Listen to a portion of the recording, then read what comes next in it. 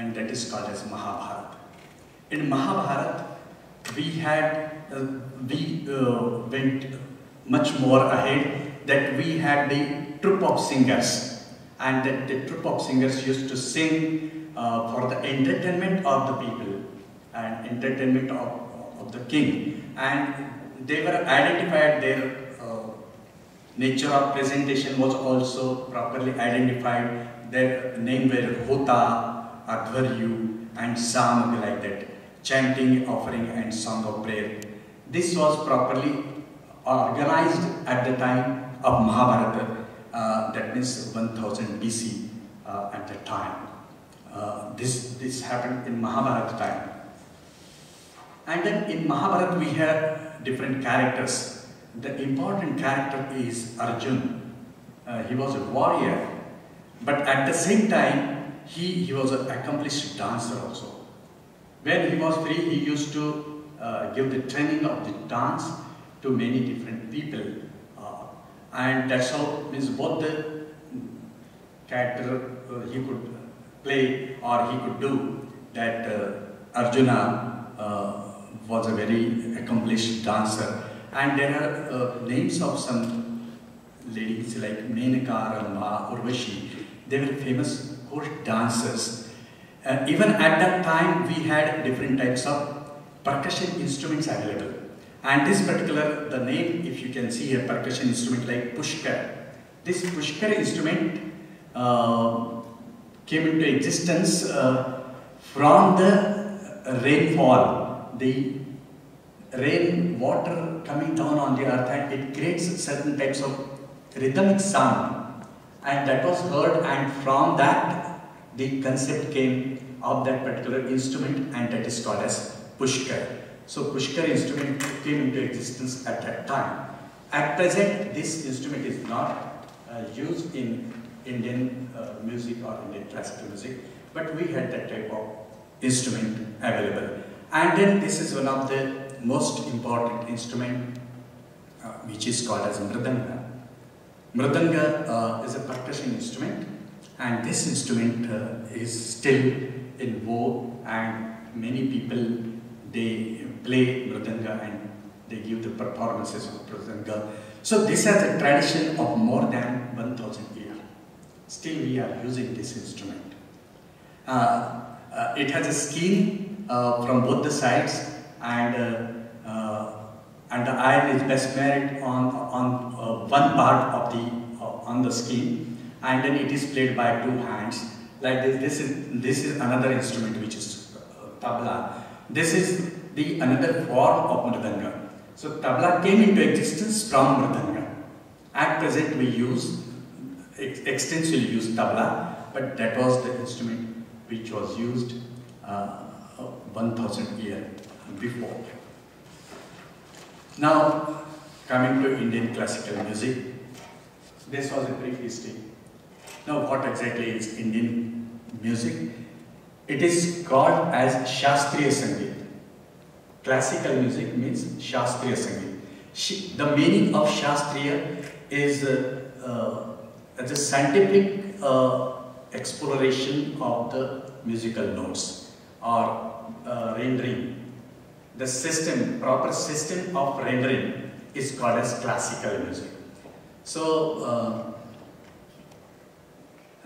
this music is to much extent, it is a spontaneous music. We have certain things are fixed, but rest of the thing is left to the consideration or left to the ideas of the singer or the player. That part is not fixed.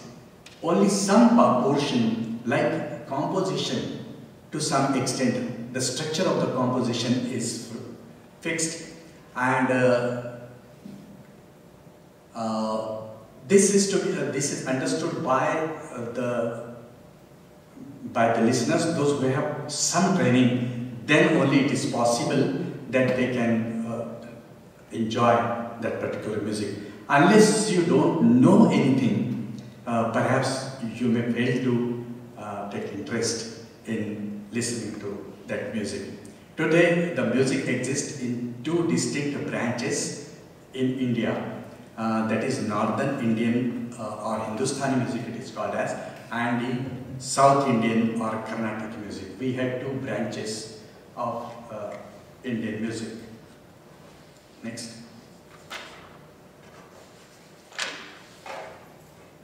The system of teaching music was quite different in India. We call it as Gurukul system.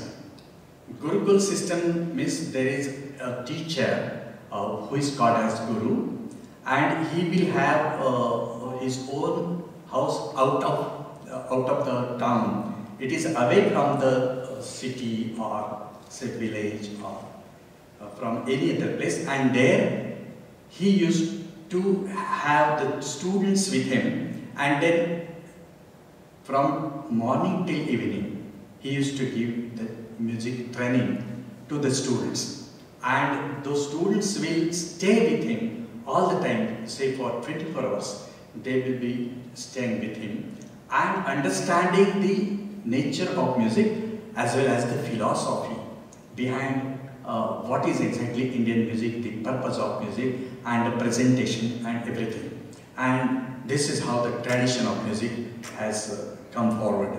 The teacher shows the discipline of 10 possibilities or 15 possibilities to the students, but then he is left to present his own music. Means there is no necessity of doing any imitation or no writing system was available. Recently we have the notation system, but in the past we didn't have any written tradition. So this was completely the oral tradition, and music has spread up within the boundaries where the structure of the raga or tal is to be observed, but the presenter has freedom of elaboration. And that is what is called as improvisation. And this is the main or salient feature of music. The composition and the structure is given to the student or given to the shishya. We call it as shishya.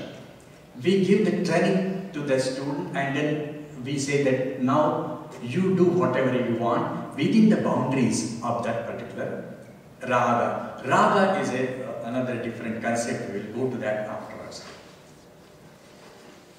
Now, Indian music is a monophonic music.